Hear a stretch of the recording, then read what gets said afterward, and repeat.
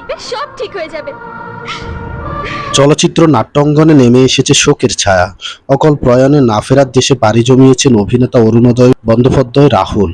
তার এই অপ্রত্যাশিত মৃত্যুতে সহকর্মী ভক্তদের মধ্যে সৃষ্টি হয়েছে গভীর শোক ও বিস্ময়। এই মৃত্যুর খবর শোক প্রকাশ করেছেন জনপ্রিয় অভিনেতা খায়রুল বাশার। এক আবেগঘন বার্তায় তিনি বলেন, রাহুলের মতন একজন প্রাণবন্ত প্রতিভাবান মানুষ এত অল্প বয়সে চলে যাবে, এটা মেনে নেওয়া সত্যি কঠিন।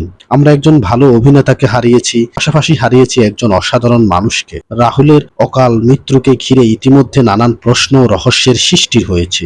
পরিবারের পক্ষ থেকে এমন স্পষ্ট মৃত্যুর কারণ জানানো না হলেও ঘনিষ্ঠ সূত্রগুলো বলছে হঠাৎ শারীরিক অসুস্থতা কিংবা অপ্রত্যাশিত কোনো জটিলতার কারণেই এই মৃত্যু হতে পারে। তবে বিষয়টি নিয়ে আনুষ্ঠানিক কোনো ব্যাখ্যা না আসায় ভক্তদের মধ্যে কৌতূহলের জল্পনা কল্পনা বেড়েই চলেছে।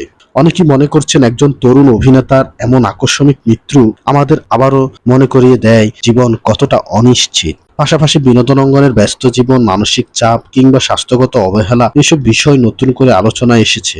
রাহুল তার স্বল্প সময়ের ক্যারিয়ারে নিজের প্রতিভার চাপ রেখে গেছেন। ছোট পর্দা থেকে বড় পর্দা সবখানে তিনি ছিলেন সাবলীল।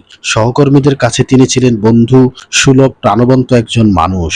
এই মৃত্যু শুধু একজন অভিনেতার বিদায় নন, বরং একটি সম্ভাবনার অপূর্ণ অধ্যায়ের সমাপ্তি।